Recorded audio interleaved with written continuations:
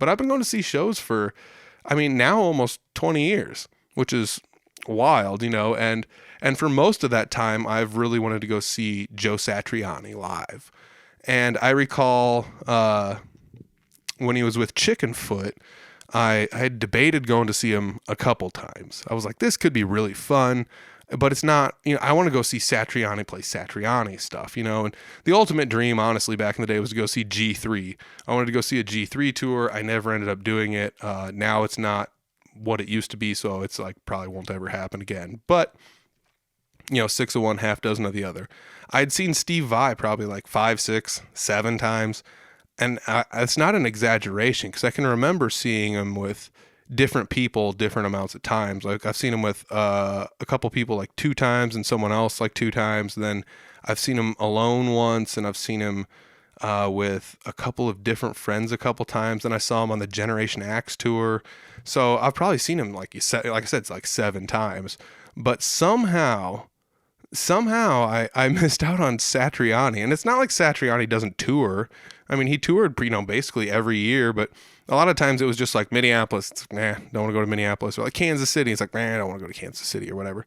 But sure enough, Satriani booked a date at Hoyt Sherman. And that's a venue down in Des Moines. That's crazy. 3 different venues. There you go. Woolies, XBK, and Hoyt Sherman. 3 different kinds of venues and 3 different sizes. Love it. But yeah, he was booked there. So I think it was like the day of the show, or maybe the day before the show or something. I had messaged some friends that I had down there. I was like, you guys want to go see this? Like, tickets aren't super expensive. There's some in the balcony. We can just go sit up there and enjoy it from up there. I mean, it's you want to go up front, obviously, or whatever, but sometimes I just go to shows. It's like, I'm just going to kick back and just relax and enjoy this. And that's exactly what I did. It's like I waited 15 plus years to see this.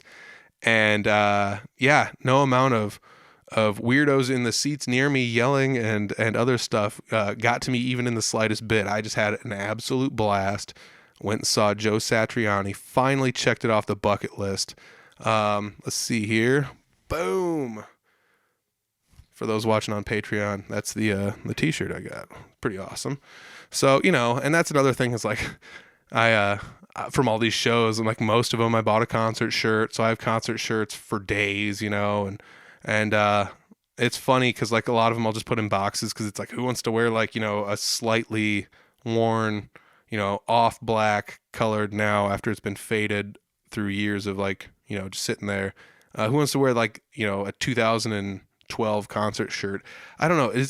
Let me ask you guys this. What do you think of this? Because I was like, just kind of put those away because I figured it looked kind of hokey, like go to a new concert, dude. Just like go to some other one or whatever, I didn't want to seem like some guy that was just like holding on to something from back in the day or whatever, but I do have all these super old concert shirts, and occasionally I bust some out when I go to shows, or like I'm going to go to like a Maiden show. I'm going to bust out one of the, like the 2008 tour I went to or something, like go bust out one of those shirts or something to that, to that effect. But is wearing old concert shirts hokey? What do you guys think? Or is it like cool? Because I had a couple people tell me like, it's actually really cool that you have those shirts.